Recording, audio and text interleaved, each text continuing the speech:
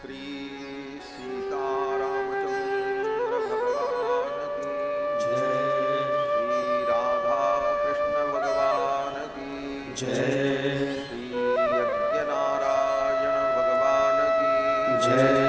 श्री हनुमान जी महाराज की जय। श्री वाल्मीकि भगवान की जय। श्री वेदव्यास भगवान की जय। स्वामी तुलसीदास जी महाराज की जय। श्री भाष्यकार रामानुज स्वामी जी महाराज की जय। अनंत श्री विभूषित श्री राधे श्याम बाबा जी महाराज की जय। अवध मिथिला की जय। अवध मिथिला संबंध की जय। अवध मिथिला स्नेह की जय। सब संतन की जय। सब भक्तन की जय। राम कथा महोत्सव की जय। जय जय सीताराम। हरि ओम।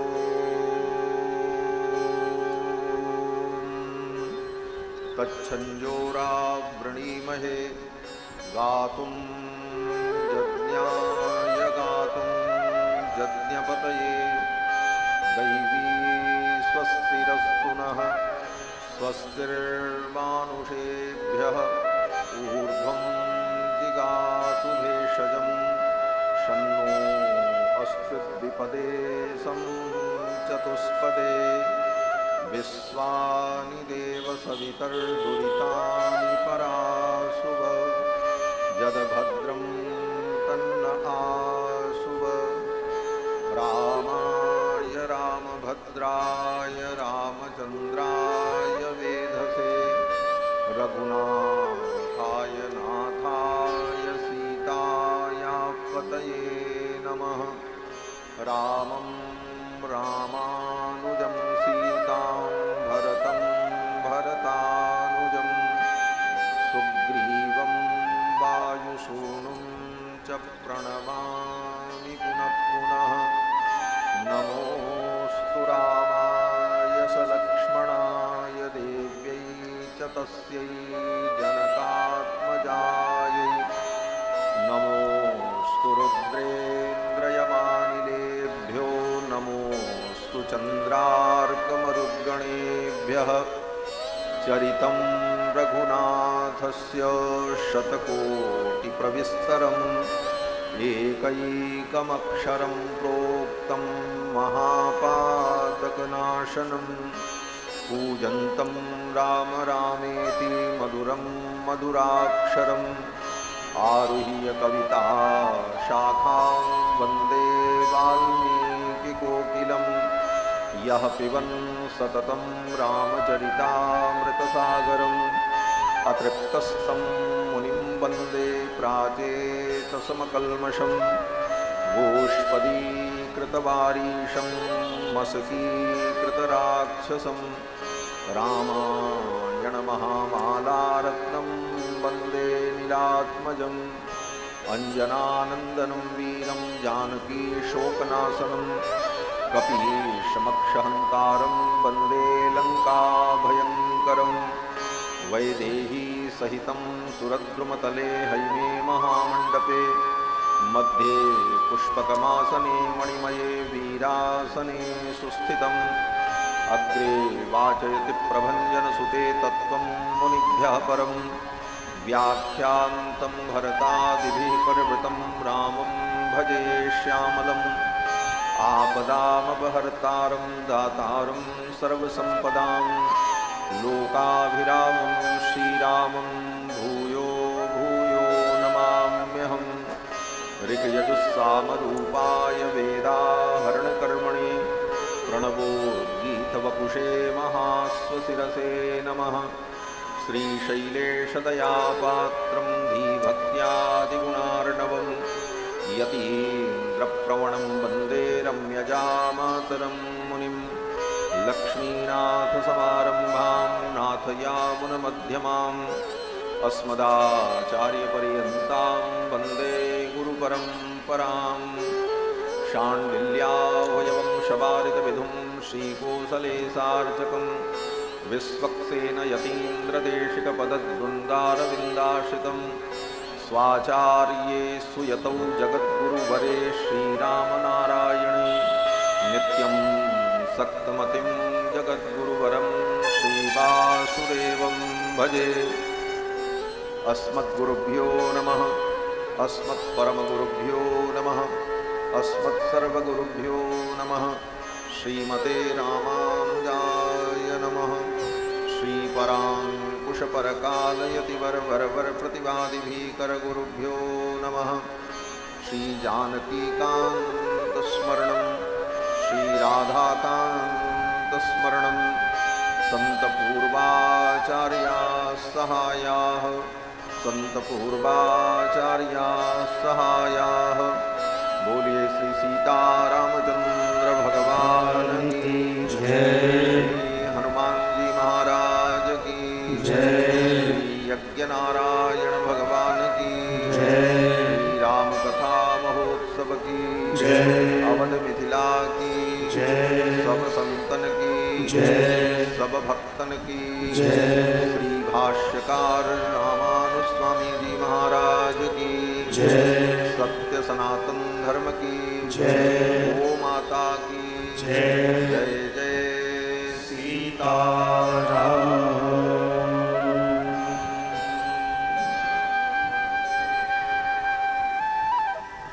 भगवान मर्यादा पुरुषोत्तम कौशल्यानंद वर्धन दशरथ नंदन प्रभु श्री राम की मंगलमयी पुण्य गाथा श्री रामायण का हम सभी लोग श्रवण लाभ प्राप्त करें, उससे पूर्व कथा की मर्यादा के अनुकूल श्रद्धा भाव से भगवान नाम संकीर्तन कर लें। भगवान का नाम सब प्रकार से जीव का कल्याण करने वाला है और इस कलिकाल में भगवान का नाम ही एकमात्र आश्रय है। इसलिए आइए श्रद्धा भाव से भगवान के मंगलमय नाम का संकीर्तन कर लें। पश्चात भगवान की पावन चर्चा श्रवण करेंगे। हरे राम राम राम सीता राम राम राम। हरे राम राम राम सीता राम राम राम। हरे राम राम राम सीता राम राम राम। हरे राम राम राम सीता राम राम राम। हरे राम सभी लोग गाइए ताली बजा करके। सीता राम राम राम। हरे राम राम राम सीता राम राम राम। हरे राम राम राम सीता राम राम राम। हरे राम राम राम सीता राम राम राम। हरे राम राम राम सीता राम राम राम। हरे राम राम राम सीता राम राम राम। हरे राम राम राम सीता राम राम राम। हरे राम राम राम सीता राम राम राम। हरे राम राम राम सीता राम राम राम। हरे राम राम राम सीता राम राम राम। हरे राम राम राम सीता राम राम राम। हरे राम राम राम सीता राम राम राम।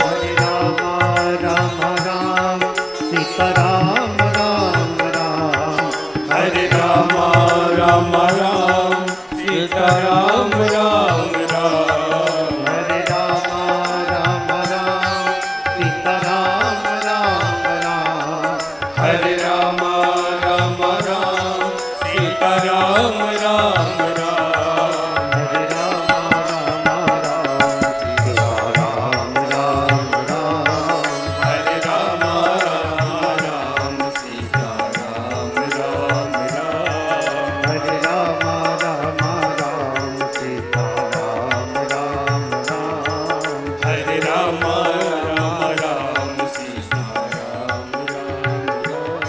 आपके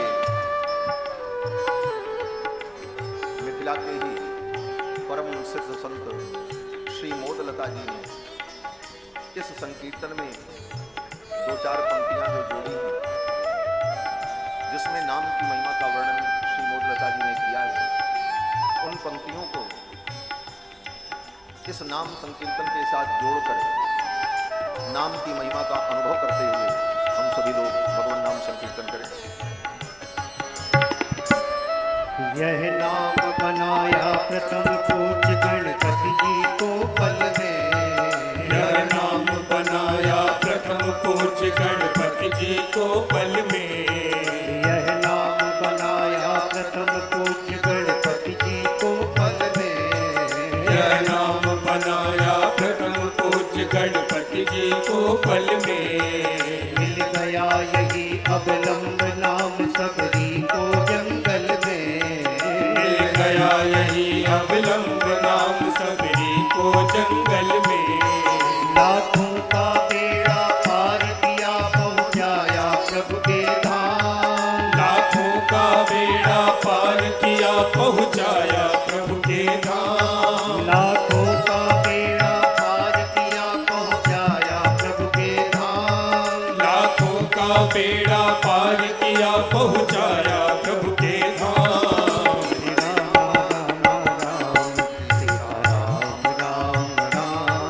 हरे राम राम राम सीता राम राम राम। हरे राम राम राम सीता राम राम। हरे राम राम राम सीता राम राम। बजरंग बली के बल में इसकी महिमा न्यारी है। बजरंग बली के बल में इसकी महिमा न्यारी है। बजरंग बली के बल में इसकी महिमा न्यारी है। बजरंग बली के बल में इसकी महिमा न्यारी है। शुभ और विभीषण को भी तो यह बूटी प्यारी है। ध्रुव और विभीषण को भी तो यह बूटी प्यारी है। प्रहलाद इसी को जपते थे इसी बाकर आठों याम। प्रहलाद इसी को जपते थे निस्वासर आठों याम। प्रहलाद इसी को जपते थे इसी बाकर आठों याम। प्रहलाद इसी को जपते थे निस्वासर आठों याम।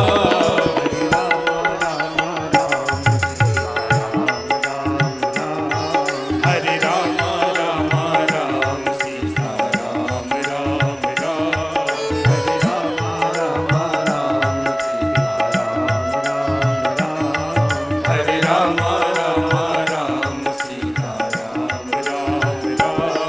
ब्रह्मा के चारों वेदों से यह नाम निकलता है। ब्रह्मा के चारों वेदों से यह नाम निकलता है। ब्रह्मा के चारों वेदों से यह नाम निकलता है। ब्रह्मा के चारों वेदों से यह नाम निकलता है। शिव जी के मानस मंदिर में दीपक सा जलता है। शिव जी के मानस मंदिर में दीपक सा जलता है। नारद जी की पीड़ा पर भी बजता है सुंदर नाम। नारद जी की बीड़ा पर भी बजता है सुंदर नाम। नारद जी की पीड़ा पर भी बजता है सुंदर नाम। नारद जी की बीड़ा पर भी बजता है सुंदर नाम।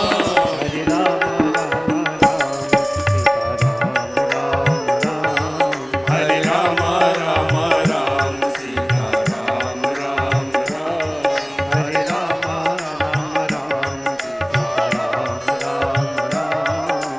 राम राम राम सीता राम राम राम। क्या कहे अनाड़ी मोदलता इसमें क्या टोना है। क्या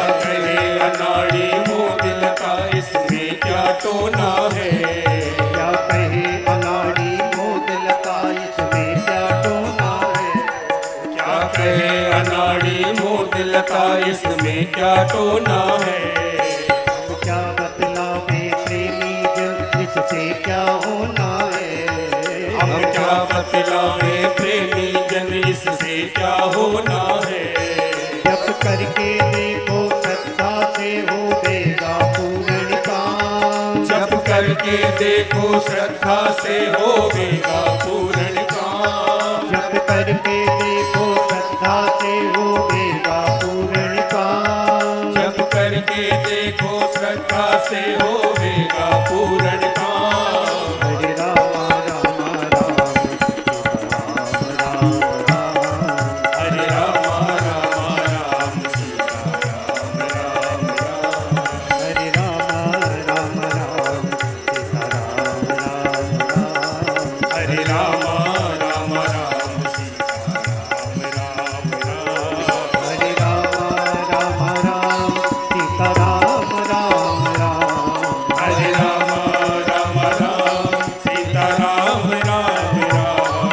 हरे राम राम राम सीता राम राम राम। हरे राम राम राम सीता राम राम राम।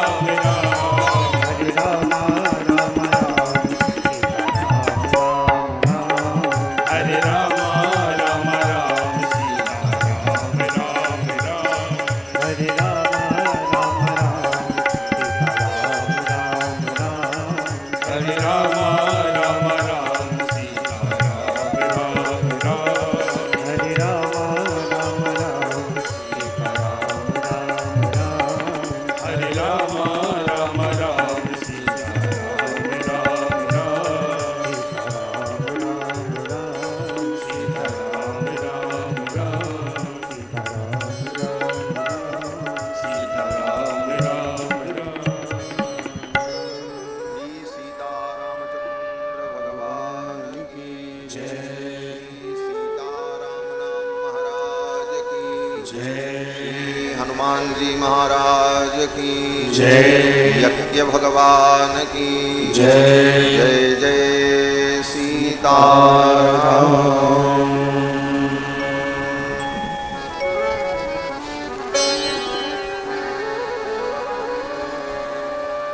परमाध्यक्ष अनंत कोटि ब्रह्मांड नायक सर्वेश्वरेश्वर भगवान श्री सीतारामचंद्र जी, भगवान यज्ञ नारायण, जिनके पावन सानिध्य में विराजमान होकर हम सभी लोग श्री राम कथा का रसास्वादन कर रहे हैं।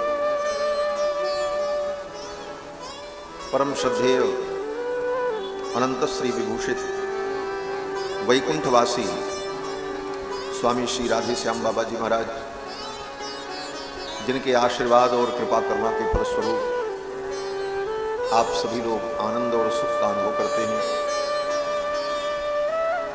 इस श्री राम कथा एवं यज्ञ के मुख्य यजमान श्री श्याम कुमार झा जी, सहजजमान श्री हीरानंद झा जी, श्री रामानंद चौधरी जी, श्री जगन्नाथ झा जी, श्री वैद्यनाथ चौधरी जी एवं समस्त ग्रामवासी इस रुद्र महायज्ञ समिति के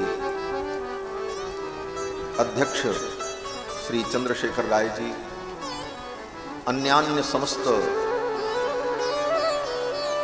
सुधी भक्तजन, धर्मानुरागी सज्जनों, श्रद्धामयी माता, भगवान की मंगलमयी कृपा के फलस्वरूप यज्ञ नारायण भगवान के पावन सानिध्य में हम सभी लोग श्री राम कथा का रसास्वादन कर रहे हैं।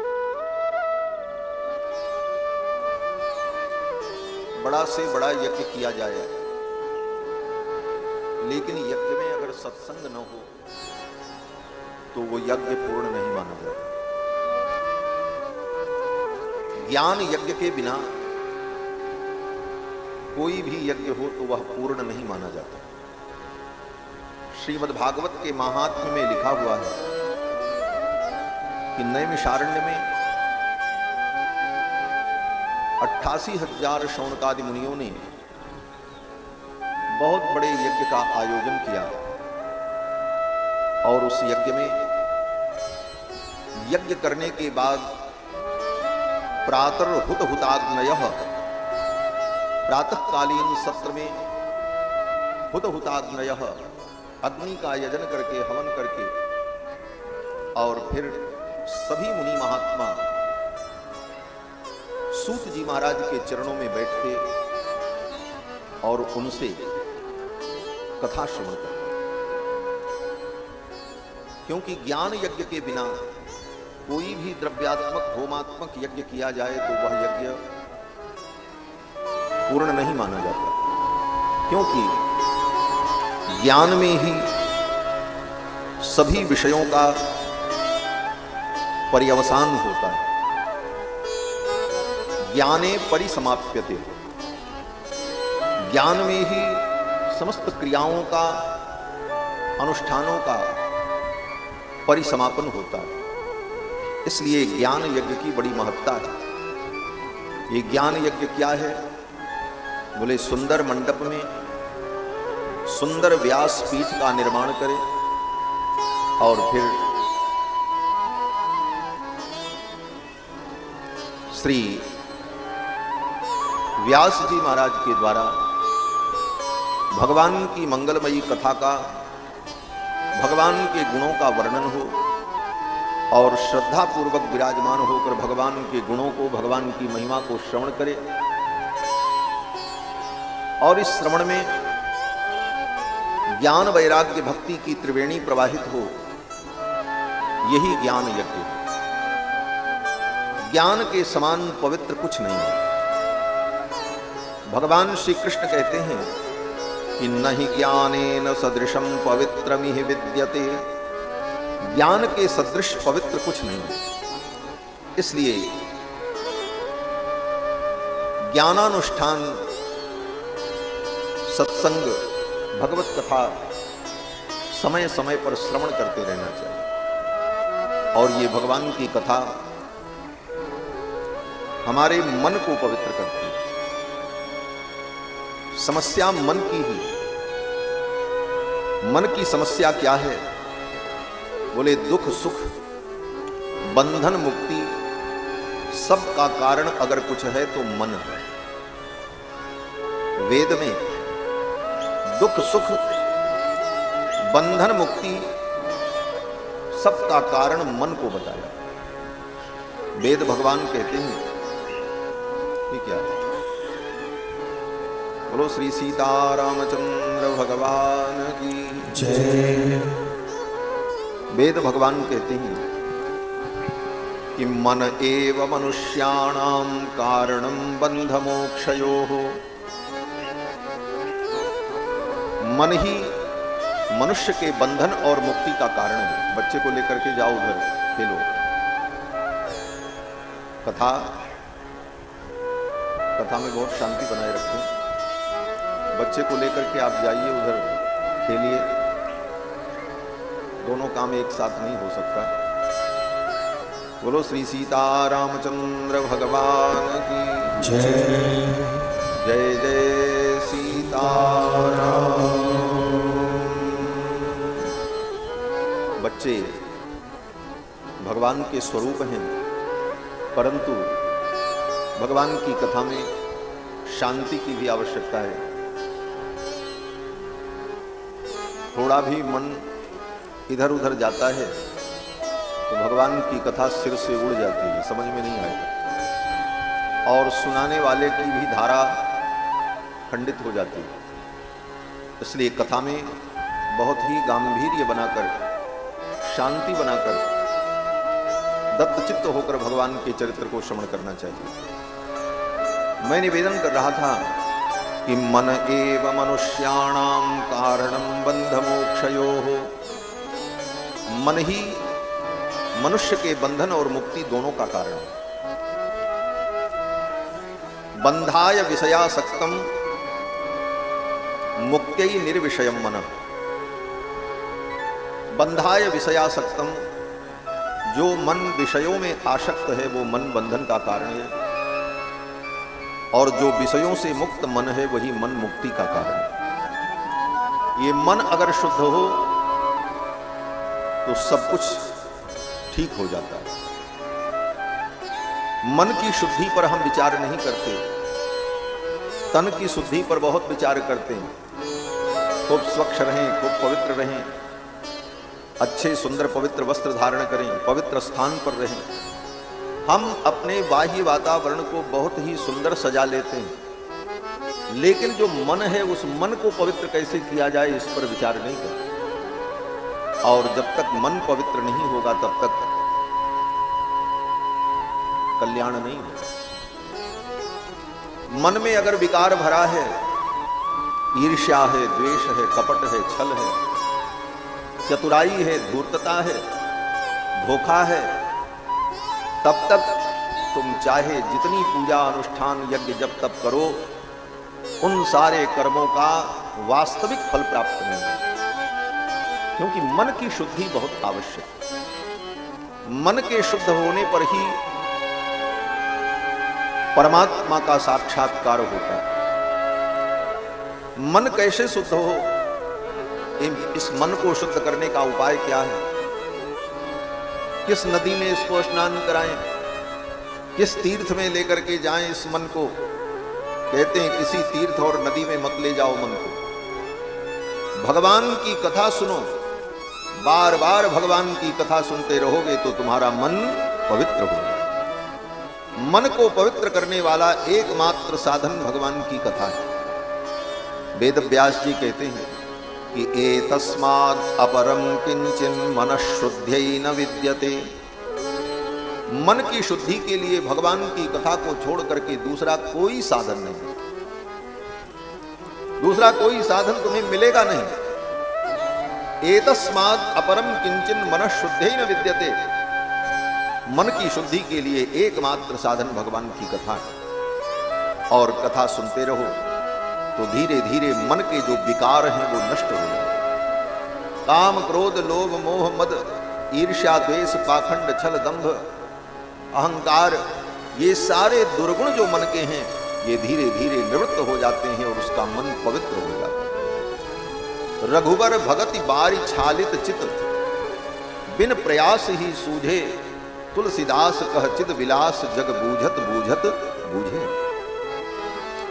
भगवान की भक्ति में लगकर, भगवान के गुणानुवाद को सुनकर, भगवान की कथा को सुनकर के हमारा मन पवित्र हो। इसलिए बार बार भगवान की पावन कथा को श्रवण करना। हम सभी लोग बड़भागी हैं कि मिथिला की पावन धरती में विराजमान होकर भगवान श्री राम के पावन चरित्र को श्रवण कर रहे हैं। और महर्षि वाल्मीकि के ग्रंथ रामायण के आश्रय में इस कथा का हम सभी लोग अनुभव करते हैं। रामायण का प्राण भगवती श्री जानकी जी का चरित्र है। कल की कथा में मैंने निवेदन किया था कि काव्यम रामायणम कृत्स्नम सीतायास चरितम महत्। ये संपूर्ण रामायण काव्य सीता जी का महान चरित्र है। और महान चरित्र ही नहीं है, रामायण की आत्मा जो है वो श्री जानकी जी का चरित्र है।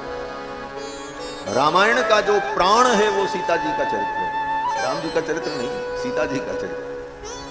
हमारे आचार्य श्री पराशर भट्टर स्वामी जी महाराज श्री गुणरत्न कोश में श्री जी की महिमा का वर्णन करते हुए कहते हैं, रामायणमपि परम प्राणिति त्वच्चरित्रे, रामायणमपि परम प्राणिति त्वच्चरित्रे।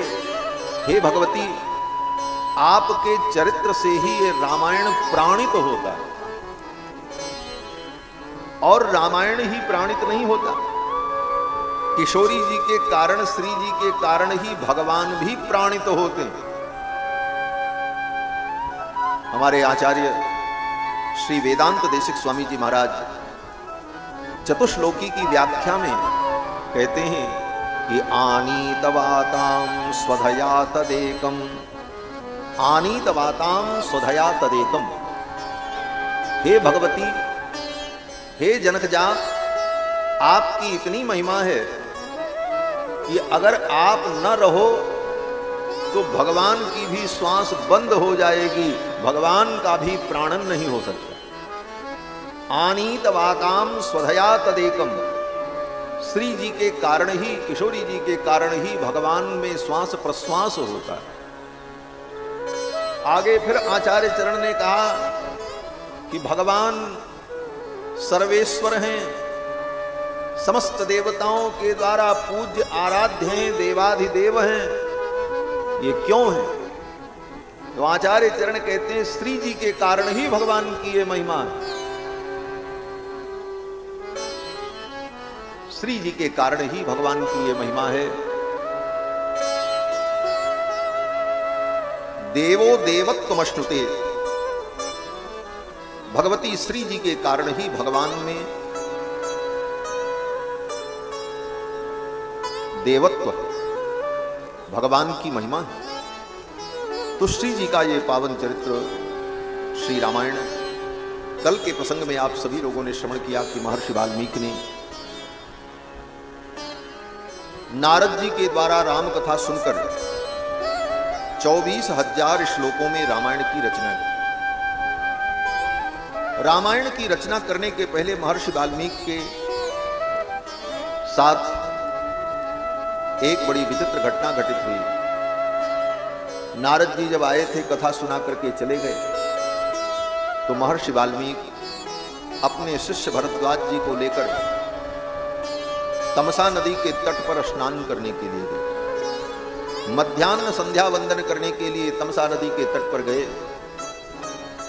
और वहीं तमसा नदी के तट पर गुरु और शिष्य महर्षि वाल्मीकि और भरद्वाज ये दोनों टहल रहे थे।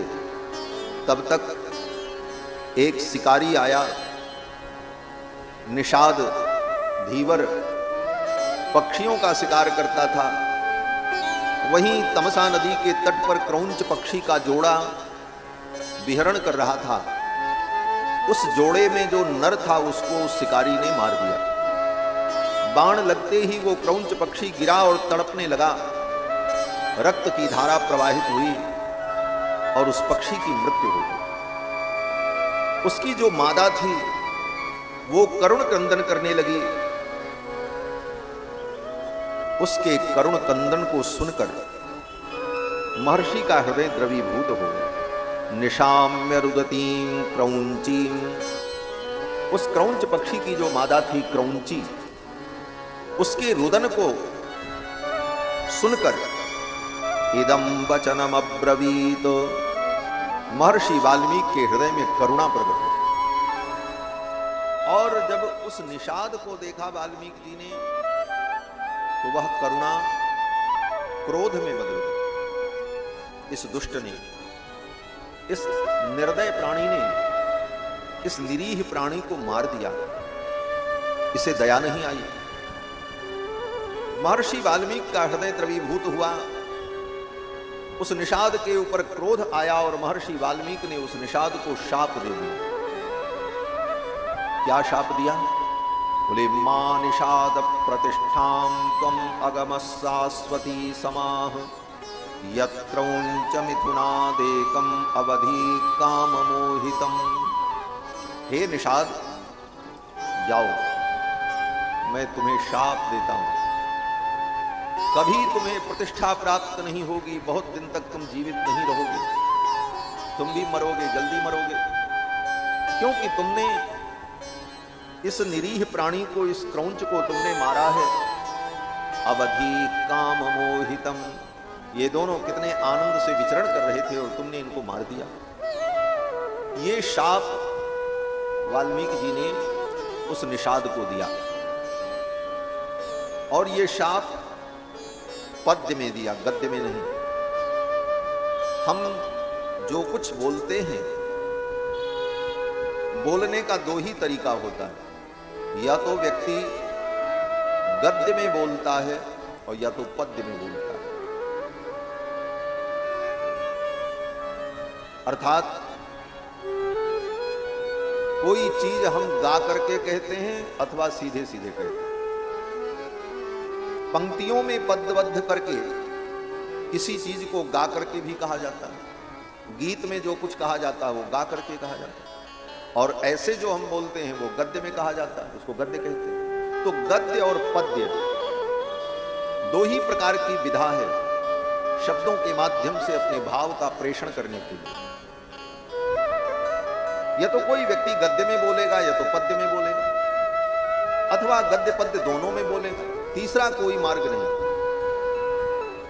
महर्षि वाल्मीकि ने उस निषाद को शाप दिया तो पद्य में दी, गद्य में नहीं दी। व्यवहार की दृष्टि से अगर विचार करो तो क्रोध आने पर व्यक्ति के मुख से पद्य नहीं निकलता। अगर आप बहुत बड़े कवि हों, आशु कवि हों, लेकिन जब आपको क्रोध आएगा किसी के ऊपर तो आप कविता नहीं बनाओगे, उस समय मुख से कविता नहीं निकलेगी। उस समय तो कौन सा शब्द निकलेगा पता ही नहीं, बड़े कठोर शब्द निकलेंगे और उन शब्दों का संयोजन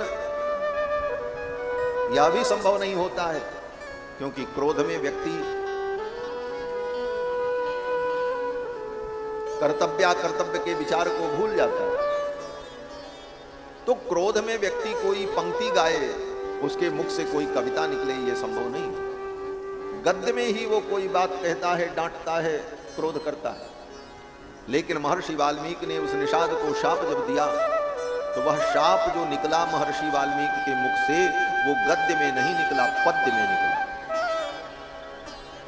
32 अक्षरों में 4 चरण में 8-8 अक्षर के एक चरण और अनुष्टुप छंद में श्लोकबद्ध शाप महर्षि वाल्मीकि के मुख से निकला। ये बड़े आश्चर्य की बात है।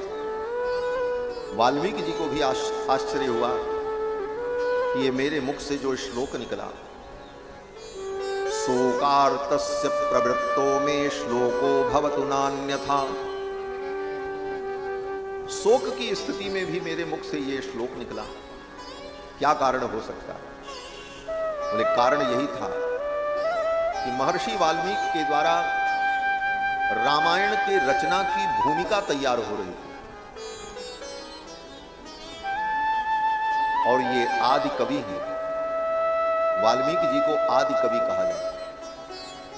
इनके पहले कोई कवि नहीं था, और कवि नहीं था तो कोई काव्य भी नहीं था। जब कवि रहेगा तभी तो काव्य बनेगा, काव्य प्रकट होगा। तो वाल्मीकि जी के पहले न कोई कवि था न कोई काव्य था। वेद थे, वेदों के द्वारा लोगों को धर्म का बोध प्राप्त होता था।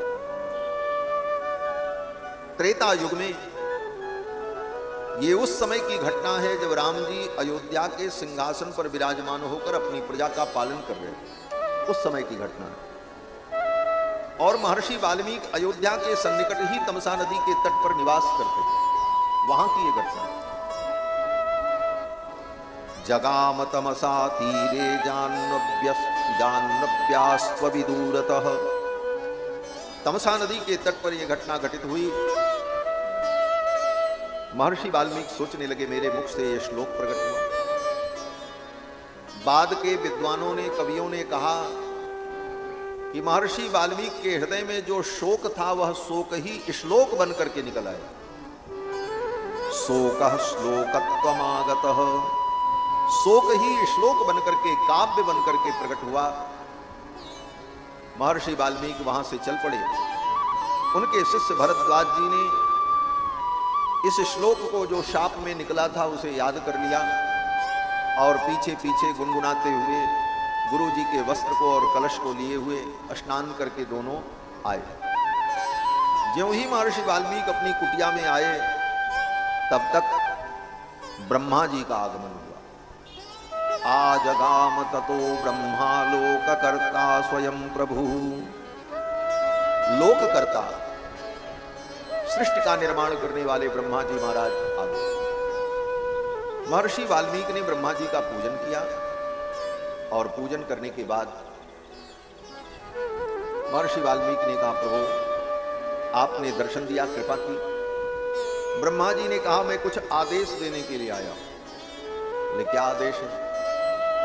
ब्रह्मा जी ने कहा तुम्हारे मुख से जो ये श्लोक प्रकट हुआ है, जो सरस्वती प्रकट हुई है, वो मेरी प्रेरणा से हुई। मच्छंदा देवते ब्रह्मन् प्रवृत्तेयं सरस्वती, मेरी प्रेरणा से ये सरस्वती तुम्हारे मुख से प्रकट हुई है। और नियम भी है, कोई व्यक्ति भगवान का गुणगान करना चाहे तो सरस्वती ब्रह्मा के भवन को छोड़ करके दौड़ी चली आती है। भगत हेतु विधि भवन बिहाई, सारद आवत सारद सुमिरत आवत भाई। भगति हेतु, भगवान की भक्ति के लिए अगर कोई भगवान का गुणगान करना चाहता है तो सरस्वती दौड़ करके आती है, बुलाना नहीं पड़ता, वो दौड़ के सेवा में आ जाती है। ब्रह्मा जी ने कहा, ये सरस्वती को मैंने भेजा है, मच्छंदा देवते ब्रह्मन् प्रवृत्तेयं सरस्वती, और तुम्हारे द्वारा एक काव्य की रचना होने वाली है। महर्षि वाल्मीकि ने कहा, कौन सा काव्य? बोले रामायण महाकाव्य। राम जी के चरित्र को नारद के द्वारा तुमने जो सुना है, उस चरित्र का विस्तार करो और राम जी के चरित्र को लिखो। वाल्मीकि जी ने कहा, मैंने राम जी के चरित्र को बहुत संक्षेप में सुना है, नारद जी ने तो बहुत संक्षेप में बताया, मैं उसका विस्तार कैसे कर पाऊंगा? और राम जी ने जंगल में जो जो चरित्र किया, क्या क्या किया, वो सब मुझे ज्ञात नहीं है, तो मैं राम जी के संपूर्ण चरित्र का कैसे वर्णन कर पाऊंगा? तो ब्रह्मा जी ने आशीर्वाद दिया। ब्रह्मा जी ने कहा कि तच्चाप्य विदितम सर्वम विदितम ते भविष्यति, तच्चाप्य विदितम सर्वम विदितम ते भविष्यति। भगवान का जो चरित्र तुम्हें अविदित है, वह भी चरित्र तुमको विदित हो जाए, ज्ञान हो जाए। कैसे हो जाएगा? बोले राम जी की कृपा से राम जी का संपूर्ण चरित्र तुम्हारे हृदय में प्रकाशित होगा, और तुम जो चरित्र लिखोगे वह चिरकाल तक गाया जाएगा। वाल्मीकि जी ने कहा, महाराज राम जी ने जो चरित्र किया है, वो चरित्र तो मुझे विदित हो जाएगा, लेकिन राम जी तो अभी अयोध्या के सिंहासन पर विराजमान होकर के राज्य कर रहे हैं। अभी आगे भी राम जी चरित्र करेंगे जब तक लीला चलेगी, तो आगे राम जी कौन सा चरित्र करेंगे वो मैं कैसे जान पाऊंगा? जो चरित्र हो गया वो तो हम जान जाएंगे आपके आशीर्वाद से, लेकिन जो चरित्र राम जी आगे अभी करेंगे, करना बाकी है, वो चरित्र मैं कैसे जान पाऊंगा? तो ब्रह्मा जी ने कहा, वह चरित्र भी तुमको विदित हो जाएगा, पहले ही पता चल जाएगा राम जी को क्या करना है। ये मेरा आशीर्वाद है। वाल्मीकि जी ने कहा, ये तो ठीक है, लेकिन एक समस्या हो सकती है। बोले क्या? बोले राम जी आगे जो चरित्र करेंगे वो हमें विदित हो जाएगा, मैं उस चरित्र को लिख दूंगा, लेकिन कहीं राम जी का प्रोग्राम बदल गया, क्योंकि भगवान है, वो किसी के वश में तो है नहीं। उनका मन करे कि बस अब इसके आगे का चरित्र नहीं करेंगे, अब वैकुंठ जाएंगे, तो कौन रोक पाएगा राम जी को? तो अगर मैं आगे का चरित्र लिख दूं और कहीं राम जी ने अपना कार्यक्रम कैंसिल कर दिया आगे का, तब तो हमारी वाणी झूठी हो जाएगी।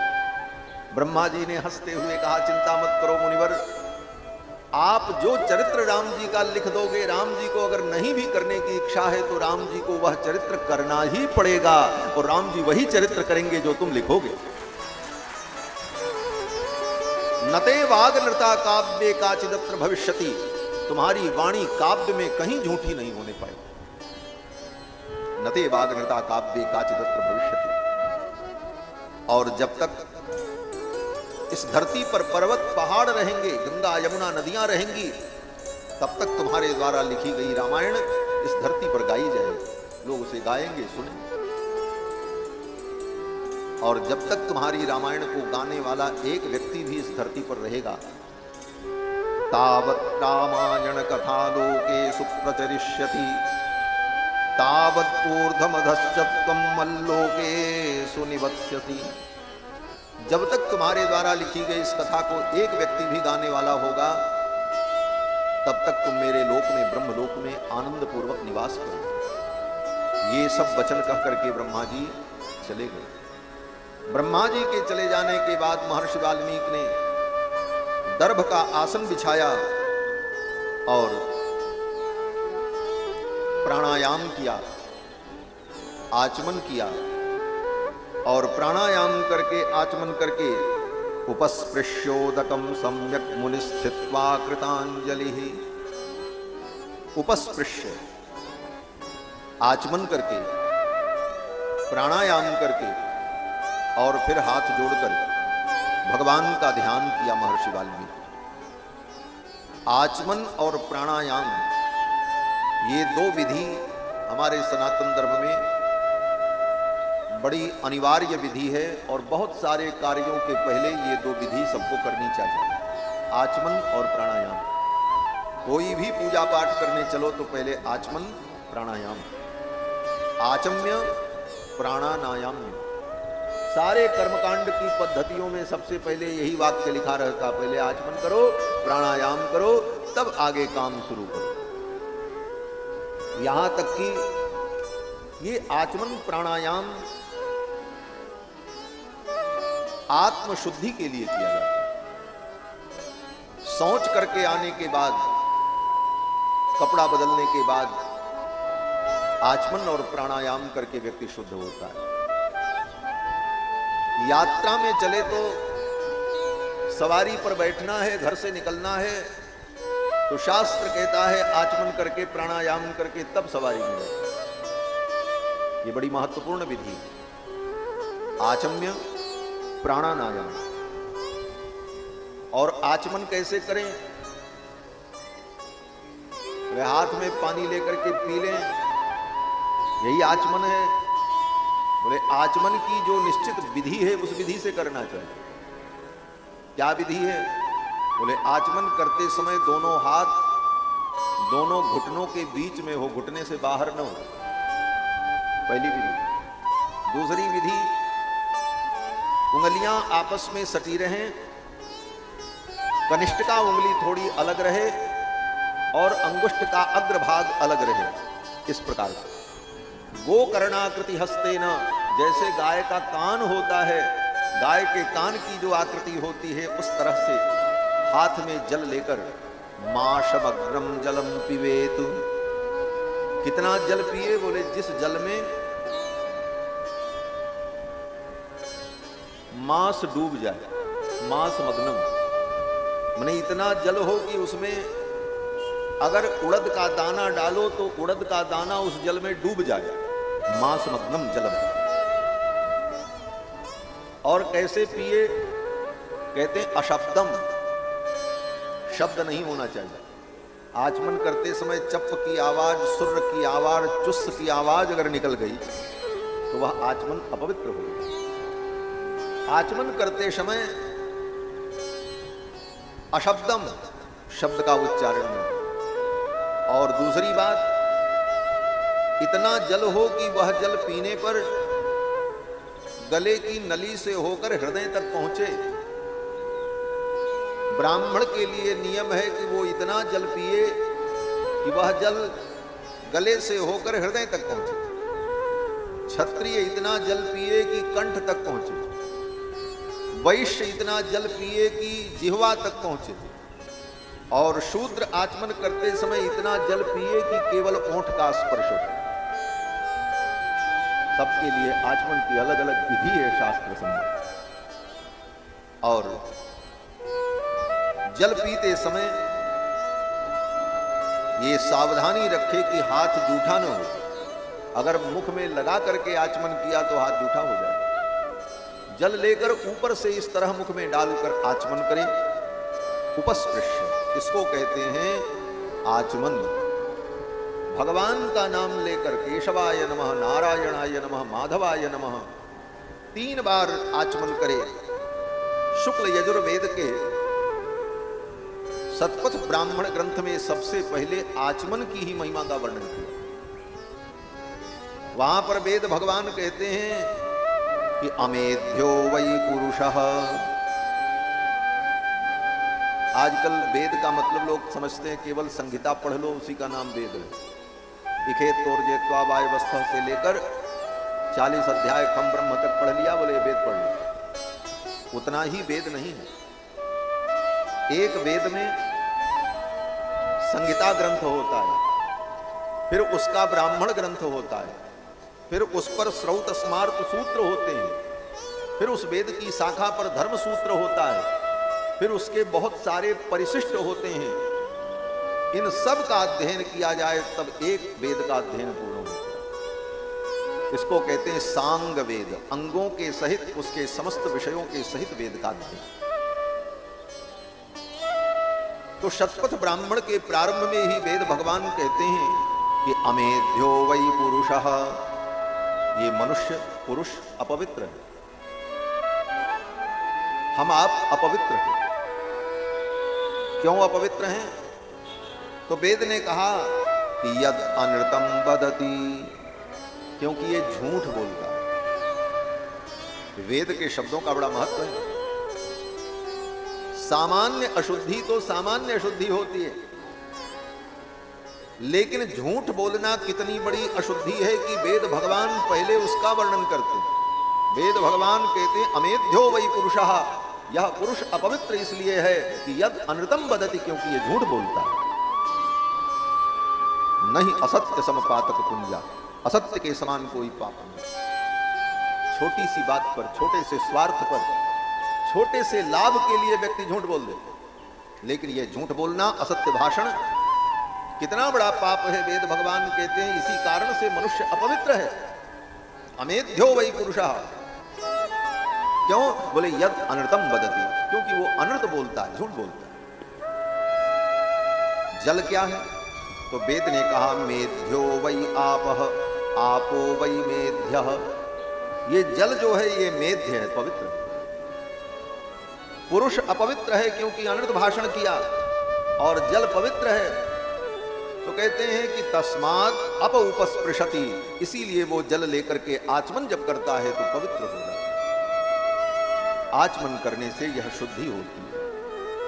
और प्राणायाम, प्राण वायु का नियमन, पूरक, कुंभक और रेचक, 3 प्रकार के प्राणायाम। वो बाकी जो प्राणायाम आजकल सिखाया जाता है, भस्त्रिका, उज्जाई, वो सब प्राणायाम ठीक है स्वास्थ्य के लिए, लेकिन प्रमुख 3 प्राणायाम हैं, पूरक, कुंभक और रेचक। और यह 3 प्राणायाम व्यक्ति शास्त्र की विधि से करे तो कोई प्राणायाम करने की जरूरत नहीं पड़ेगी। क्यों? बोले संध्या वंदन करेगा तो प्रारंभ में प्राणायाम करेगा, फिर मध्य में प्राणायाम करेगा, सूर्य अर्घ देने के बाद फिर प्राणायाम करेगा, गायत्री जप के पश्चात प्राणायाम करेगा, कोई भी कार्य प्रारंभ करेगा तो आचमन प्राणायाम करेगा, तो दिन भर उसका योग चलता रहता है। ये प्राणायाम स्वयं में एक बहुत बड़ा योग है। महर्षि वाल्मीकि ने आचमन किया और प्राणायाम किया। उपस्पृश्योदकम सम्यक मुनिस्थित्वा कृतांजलि, क्योंकि रामायण लिखने जा रहे हैं। आचमन करके प्राणायाम करके जब भगवान के चरणों का ध्यान किया तो राम जी का संपूर्ण चरित्र महर्षि वाल्मीकि के हृदय में प्रकाशित हुआ। कैसे प्रकाशित हुआ? कहते राम जी कैसे हंसते हैं, राम जी कैसे चलते हैं, राम जी कैसे बैठते हैं, राम जी कैसे बोलते हैं, यह सब कुछ महर्षि वाल्मीकि के हृदय में यथावत दिखाई पड़ने लगा। हसितम भासितम चैव गतिर्यावच्च चेष्टितम तत्सर्वं धर्मवीर्येण यथावत् संप्रपश्यति। महर्षि वाल्मीकि ने सब कुछ यथावत राम के चरित्र को देखा, और देखने के बाद महर्षि ने रामायण लिखी। क्या अंतर है? आज भी लोग राम जी का चरित्र लिखते हैं, सभी लोग लिखते हैं, राम के चरित्र पर ग्रंथ लिख देते हैं, लेकिन वो कहां से लिखते हैं? बोले सुन करके लिखते हैं। जो सुना है, पढ़ा है, सुन करके पढ़ करके लिखते हैं। और महर्षि वाल्मीकि ने जो रामायण लिखी है उन्होंने देख करके लिखा। राम जी के संपूर्ण चरित्र को देखा महर्षि वाल्मीकि। हसितं भासितं चैव गतिर्यावच्च चेष्टितं तत्सर्वं धर्मवीर्येण यथावत् संप्रपश्यति। संपूर्ण रामचरित्र को देखा और यथावत जैसा देखा वैसा लिखा। अब यहां पर एक बात विद्वानों के लिए, विचार करने वाले व्यक्तियों के लिए है कि जैसे वेद मंत्र है, जो वेद मंत्र यज्ञ में पूजा में उच्चारण किया जाता है, ब्राह्मण विद्वान आचार्य लोग उच्चारण करते हैं, उन वेद मंत्रों को ये आचार्य लोग पहले गुरु से पढ़ते हैं,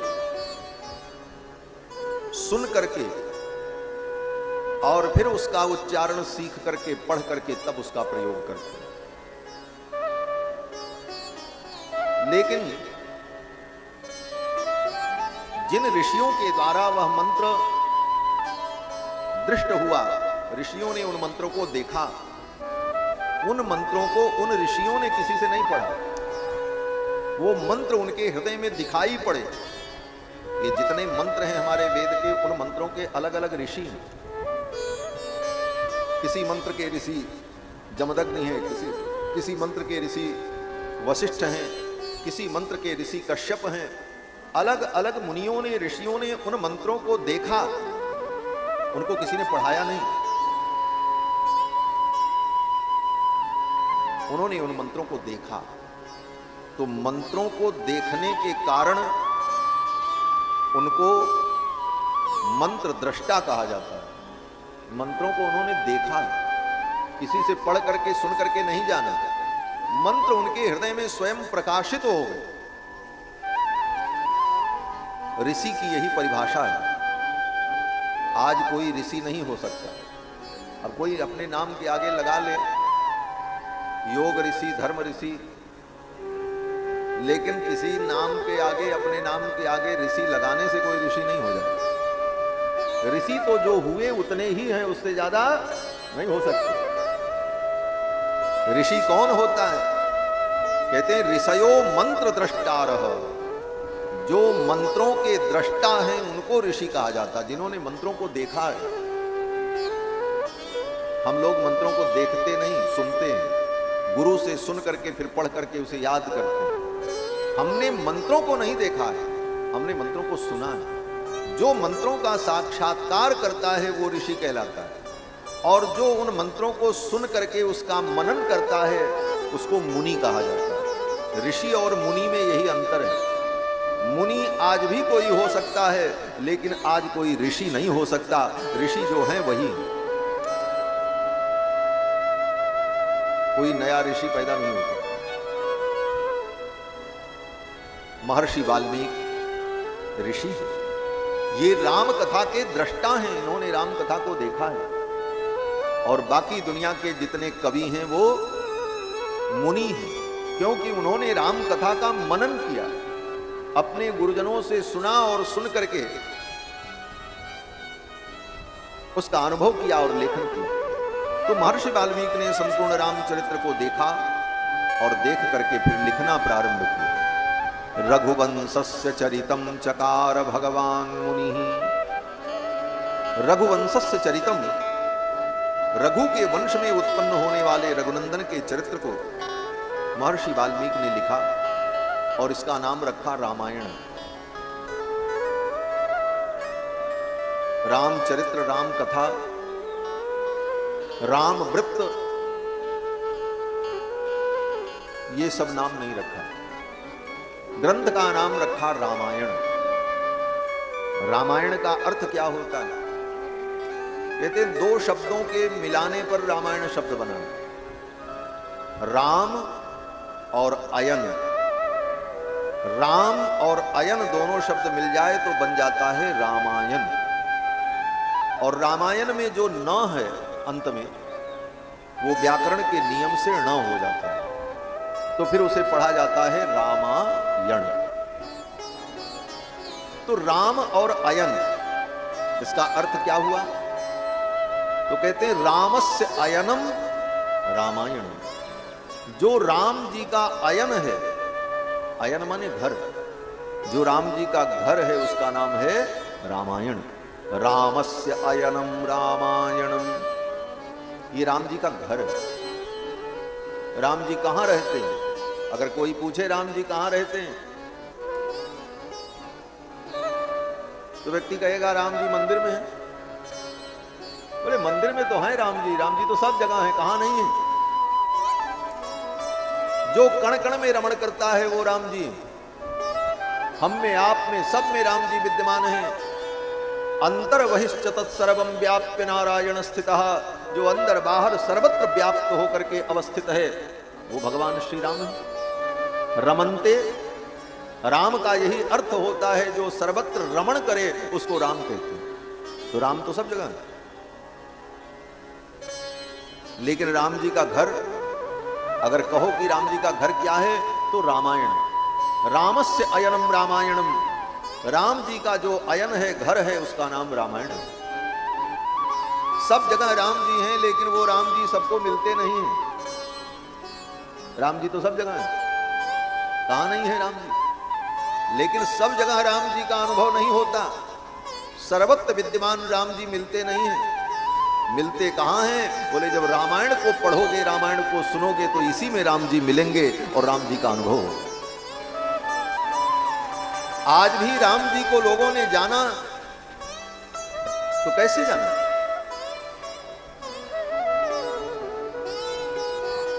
कण कण में राम जी हैं, इसलिए हमने राम जी को जान लिया?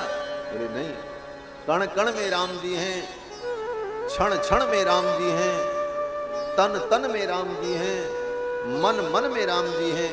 लेकिन उन राम जी को तब तक नहीं जाना जा सकता जब तक रामायण के माध्यम से राम जी के विषय में आप श्रवण नहीं करेंगे। जब रामायण श्रवण करेंगे, रामायण पढ़ेंगे, तभी ये बात समझ में आएगी कि राम जी सब जगह हैं।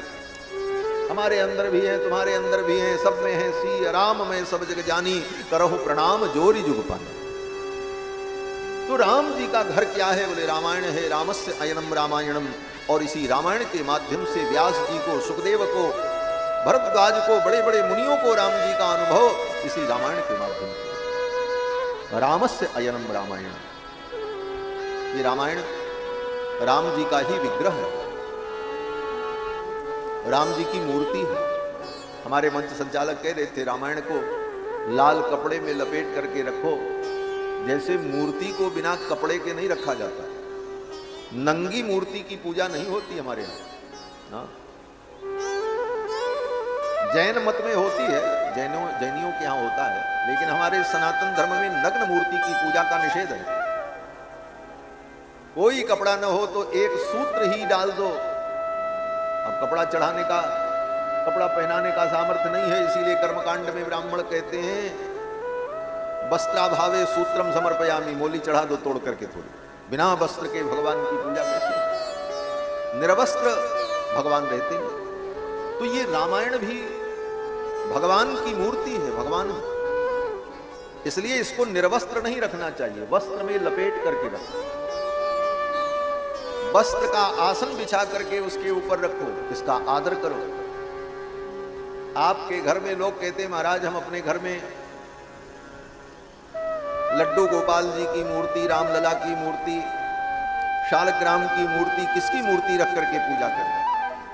बोले इन मूर्तियों को रख करके पूजा करना चाहिए, ठीक है, अच्छी बात है। लेकिन अगर आपके घर में कोई मूर्ति नहीं है तो कोई घबराने की बात नहीं है। रामायण ही राम जी का स्वरूप है। रामायण को ही कपड़े में लपेट कर पूजा घर में रख करके इसी की आरती उतारो, इन्हीं को भोग लगाओ। ये साक्षात राम जी, ये राम जी की साक्षात मूर्ति है रामायण।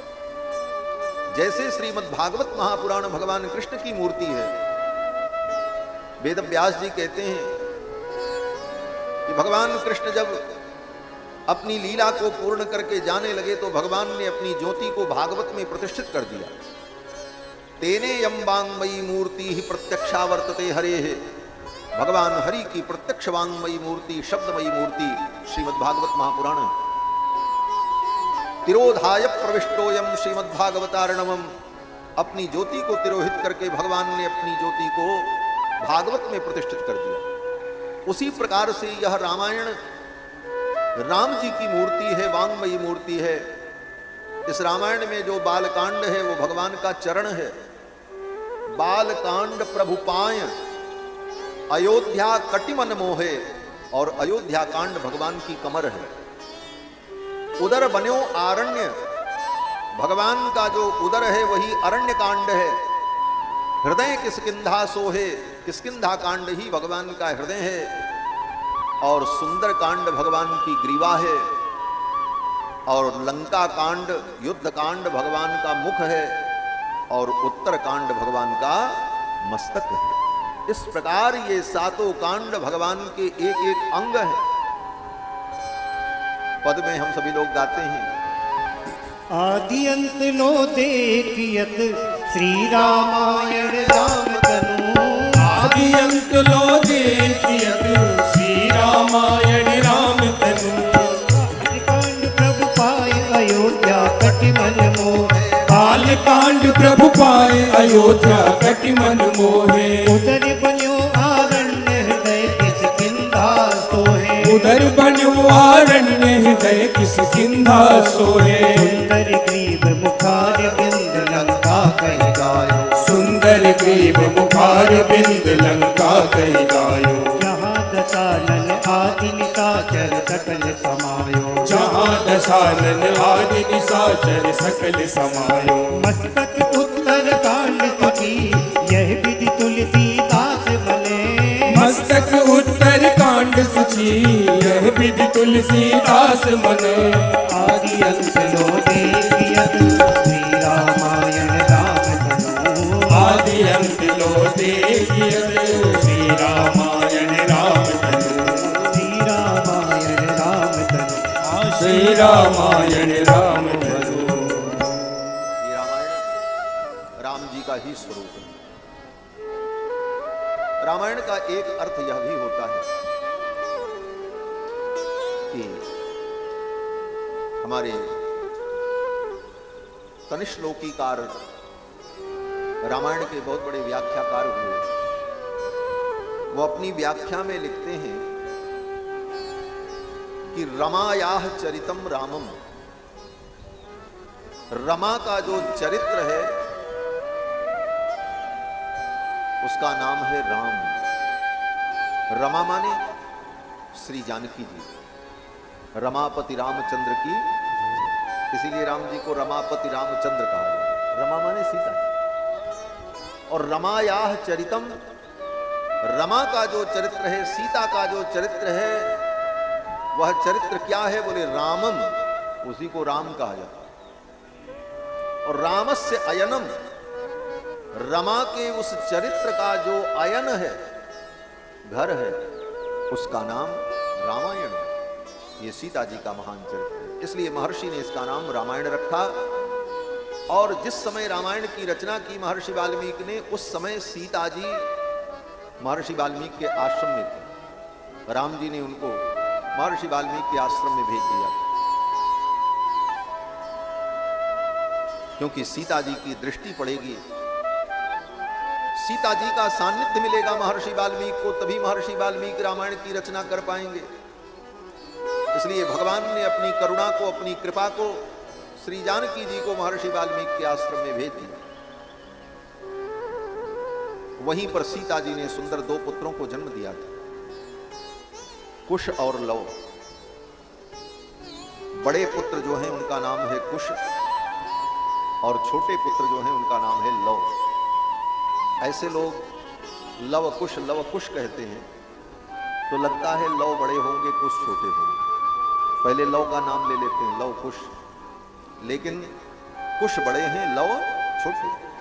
कुशी लवौ तु धर्मज्ञौ राजपुत्रौ यशस्विनौ। इन दोनों पुत्रों का जात कर्मादि संस्कार महर्षि वाल्मीकि ने किया और वेदादि शास्त्रों को पढ़ा करके इनको परम विद्वान पारंगत बना दिया। इधर रामायण की रचना भी चल रही थी। रामायण जब पूरा हुआ तो महर्षि वाल्मीकि सोचने लगे, ये रामायण में किसको पढ़ाऊं? ये रामायण पढ़ करके इसे कौन याद करेगा और कौन इसे गाएगा? ये सोच रहे थे महर्षि वाल्मीकि, तब तक कुश और लव दोनों भाई खेलते हुए उधर से आए। आश्रम में ही रहते थे। आकर के गुरु जी के चरणों में प्रणाम किया अगृहणीताम ततः पादौ मुनिवेशौ कुशीलवौ। मुनि का वेश धारण किए हुए कुशलव दोनों भाइयों ने आकर के जब चरणों में प्रणाम किया, प्रणाम तो रोज करते थे कुशलव, रोज महर्षि के सामने खेलते कूदते रहते थे, लेकिन आज महर्षि वाल्मीकि ने जब देखा तो इन दोनों भाइयों में महर्षि वाल्मीकि को राम जी का दर्शन हुआ। क्या दर्शन हुआ? बोले वाल्मीकि जी को अनुभव हुआ कि बिंबाद दिवोत्थितौ बिंबौ राम देहात् तथा परौ। ये राम जी के पुत्र हैं। लगता है राम जी के द्वारा दो राम जी और प्रकट हो गए।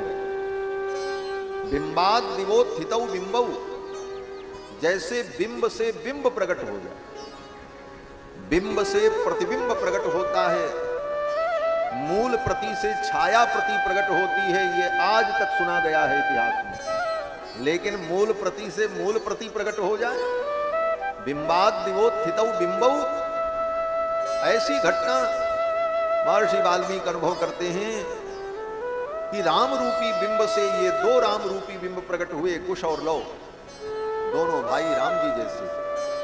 राम जी जैसी नाक वैसी ही आंख, वैसा ही मुख, वैसी प्रकृति, वैसा ही स्वभाव, सब कुछ राम जी जैसा। महर्षि वाल्मीकि ने सोचा इन्हीं को मैं रामायण पढ़ा दूं। क्यों? बोले ये बड़े मेधावी हैं।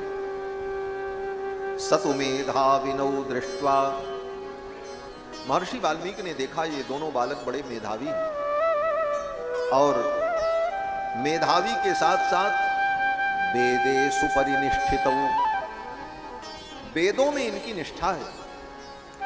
इन्होंने वेदादि का अध्ययन किया है, वेदादि शास्त्रों का। इन्हीं को मैं रामायण पढ़ा दूं। और क्योंकि ये रामायण वेदोपब्रह्मण है। वेदोपब्रह्मण का मतलब वेदों का ही विस्तार है, वेद का ही अवतार है रामायण। कल की कथा में मैंने निवेदन किया था, वेद प्राचेत सादासीत साक्षात रामायणात्मना। तो महर्षि ने विचार किया कि वेदोपब्रह्मणार्थाय तावग्राहयत प्रभु, ये रामायण वेदों का ही विस्तार है, और ये वेद का अध्ययन कर चुके हैं। इन्हीं कुमारों को मैं रामायण पढ़ा दूं। और इसलिए भी इनकी वाणी बड़ी शुद्ध है, इनका कंठ बड़ा मधुर है, और गान विद्या में ये प्रवीण है। गान विद्या में एक एक स्वर की जितनी जातियां होती हैं, उन सब जातियों के सूक्ष्म से सूक्ष्म भेद का उन्हें ज्ञान है। संगीत भगवान की साधना के लिए हो तो वह संगीत मोक्ष का कारण बन जाए, और संगीत दुनिया को लुभाने के लिए और स्टेज का कार्यक्रम करने के लिए हो, तब वह संगीत एक व्यसन बन जाता है। फिर वह विद्या भगवान के चरणों तक उसे नहीं पहुंचाती। संगीत भी भगवान की साधना है, उपासना। हमारे संप्रदाय में आचार्य हुए श्री नाथ मुनि स्वामी जी महाराज, नाथ मुनि स्वामी जी महाराज द्राविण प्रबंध की एक एक गाथाओं को भगवान के सामने गाने की परंपरा का उन्होंने सूत्रपात किया। उसको हमारे यहां अरैयर सेवा कहते हैं। एक संगीत के विद्वान ने कहा, महाराज आप संगीत के सूक्ष्म से सूक्ष्म रहस्य को जानते हैं? बोले मैं कितना जानता हूं ये मैं तो आपको नहीं बता पाऊंगा। नाथ मुनि स्वामी ने कहा कि 1000 लोग एक साथ मजीरा लेकर के बजाएं, और एक साथ सुन करके मैं बता सकता हूं कि उन मजीरों के स्वर में कितना अंतर है, और एक एक मजीरे का वजन कितना है। कितनी सूक्ष्मता संगीत। नाथ मुनि स्वामी ने यही कहा कि 1000 व्यक्ति कीर्तन में बैठकर मजीरा एक साथ धम्म से बजाएं, मैं बता दूंगा कि किस मजीरे का स्वर कहां से निकला और उस मजीरे में कितना वजन है, क्योंकि वजन के हिसाब से स्वर प्रकट होता है। तो संगीत की यह जो सूक्ष्मता है, इसके जो स्वर के भेद हैं, जाति भेद हैं, इन सब कलाओं में कुश और लव परम निपुण